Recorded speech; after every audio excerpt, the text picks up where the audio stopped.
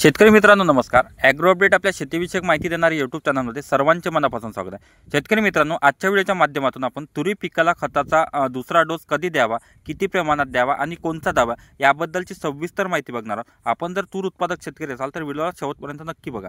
शेतकरी मित्रांनो, तुरी पिकाला शक्यतो खताचा दुसरा डोस हा तुरी पीक शेवऱ्यावर आल्यानंतर किंवा तुरीला फुलाची सुरुवात झाल्यानंतर आपल्याला खताचा दुसरा डोस द्यायचा आहे। ज्यामध्ये शेतकरी मित्रांनो तुम्हाला 4 ते 5 पर्याय सांगणार आहे। त्यापैकी कोणत्याही एका पर्यायाचा वापर करून आपल्याला खताचा डोस द्यायचा आहे। त्यामध्ये सर्वात पहिले जर बघितलं शेतकरी मित्रांनो, तुरी पिकाला फॉस्फरस आणि पोटॅश हे ज्या खतामध्ये जास्त असेल त्याची सर्वात जास्त गरज असते। नत्रयुक्त खताचा तुरी पिकाला जास्त गरज लागत नाही। उलट शेतकरी मित्रांनो, जास्त नत्र दिल्यामुळे तुरी पीक एल्या जाऊन त्याची काहीक वाढ सुद्धा होऊ शकते। त्यामुळे ज्या खतामध्ये नत्राचे प्रमाण कमी असेल अशाच खताचा आपल्याला वापर करायचा आहे आणि ज्याच्यामध्ये फॉस्फरस आणि पोटॅश हे सर्वात जास्त असेल याचा आपल्याला वापर करायचा आहे। कारण की तूर पीक हे द्विदल पीक म्हणून ओळखले जाते आणि डाळवर्गीय पिकामध्ये हे पीक मोडले जाते। आणि याच्यासोबतच आपल्याला फंगिसाइड्स म्हणून सल्फर याचा सुद्धा आपल्याला खतामध्ये आपल्याला वापर करायचा आहे। ज्यामध्ये आपण शेतकरी मित्रांनो पर्याय जर बघितले तर सर्वप्रथम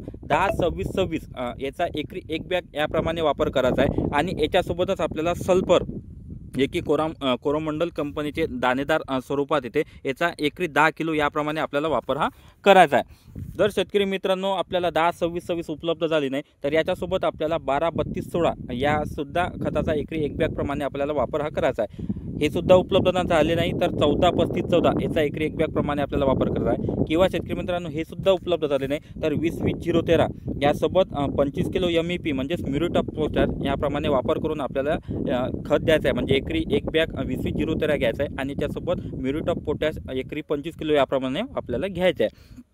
किंवा हे सुद्धा भेटले आले नाही तर आपल्याला DAP आणि याच्यासोबत म्युरेट ऑफ पोटॅश एकरी 25 किलो याप्रमाणे आपल्याला खताचा हा डोस द्यायचा आहे। परंतु शेतकरी मित्रांनो, जो पण खताचा डोस आपण देणार आहे याच्यासोबत आपल्याला सल्फर एकरी 10 किलो याप्रमाणे आपल्याला तुरी या पिकाला द्यायचं आहे। शेतकरी मित्रांनो, व्हिडिओमधील माहिती महत्त्वपूर्ण आणि महत्त्वाची वाटत असेल तर व्हिडिओला नक्की लाईक करा। तुमचे काही प्रश्न असतील तर कमेंटमध्ये नक्की सांगा। आणि शेतीविषयक नवीन अपडेट आणि माहिती बघण्यासाठी आपल्या ॲग्रो अपडेट या शेतीविषयक माहिती देणाऱ्या यूट्यूब चॅनलला नक्की सबस्क्राईब करा, कारण हे चॅनल आपल्या शेतकऱ्यांचं आहे। धन्यवाद।